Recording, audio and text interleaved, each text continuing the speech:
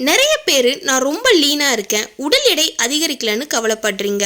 ஒரு பக்கம் உடல் எடை குறைக்கணும்னு கவலைப்பட்டுட்டு இருக்காங்க, ஒரு பக்கம் உடல் எடை கூட்டணும்னு நினைப்பாங்க. ஒரு சில பேர் நான் எவ்வளோதான் சாப்பிட்டாலும் உடல் எடை அதிகரிக்கலன்னு கவலைப்படுறீங்க. வயதிற்கேற்ப உடல் தோற்றம் இல்லைன்னு நிறைய பேர் கவலைப்பட்டுட்டு தான் இருக்கீங்க.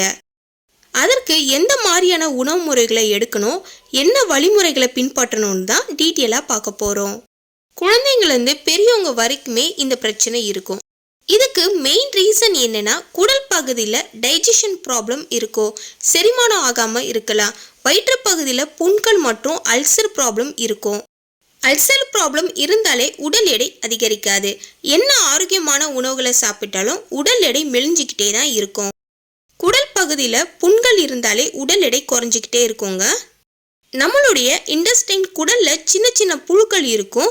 ரொம்ப நாளாக ஸ்டொமக் வாஷ் பண்ணாமல் இருந்தால் இந்த மாதிரி புழுக்கள் சேரும். சித்த மருத்துவத்தில் சொல்லியிருக்காங்க 6 மாதத்துக்கு ஒரு முறையாவது பேதி மாத்திரை எடுக்கணும்னு. 6 மாதம் இல்லைனாலும் பரவாயில்ல, வருஷத்துக்கு ஒரு முறையாவது ஸ்டொமக் வாஷ் பண்ணிட்டு வரணும்னு.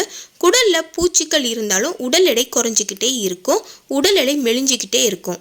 ஸோ இதெல்லாம் நீங்கள் க்யூர் பண்ணிவிட்டு ஹெல்த்தியான ஃபுட்டை எடுத்துக்கணும். அடுத்ததாக ரொம்ப டிப்ரெஷன், ஸ்ட்ரெஸ்ஸு, நைட் டைமில் தூங்காமல் இருக்கிறது, இந்த மாதிரியான ப்ராப்ளம் இருந்தால் கண்டிப்பாக வெயிட் லாஸ் ஆகுங்க, என்ன ஹெல்த்தியான ஃபுட் எடுத்துக்கிட்டாலுமே.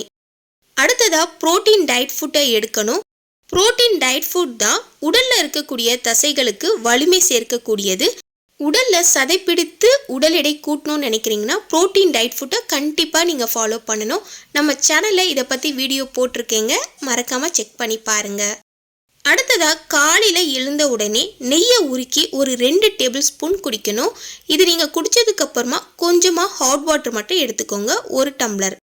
அதுக்கப்புறமா உங்களுக்கு பிடிச்ச நட்ஸ்லாம் நீங்கள் சாப்பிட்டுட்டு வரலாம். பாதாம், வால்நட்ஸ், கேஷ்யூ நட்ஸ், இந்த மாதிரி உங்களுக்கு பிடிச்ச நட்ஸை நீங்கள் எடுத்துக்கோங்க. ஈவினிங் டைமில் ஸ்நாக்ஸ் மாதிரி பீனட் எடுத்துக்கோங்க. வேர்க்கடலை, வறுத்த வேர்க்கடலை இல்லைனா பச்சையாக வேர்க்கடலை வாங்கிட்டு வந்தீங்கன்னா அவிச்சு கூட எடுத்துக்கலாம். வேர்க்கடலை ஒரு கைப்பிடி அளவு ஈவினிங் டைமில் ஸ்நாக்ஸ் மாதிரி சாப்பிட்டுட்டு வாங்க.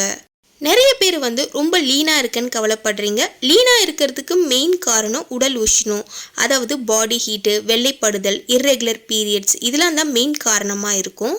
ஸோ இது எல்லாத்தையும் க்யூர் பண்ணிவிட்டு அதுக்கப்புறமா ஹெல்த்தியான ஃபுட்டு நீங்கள் எடுத்துக்கலாம்.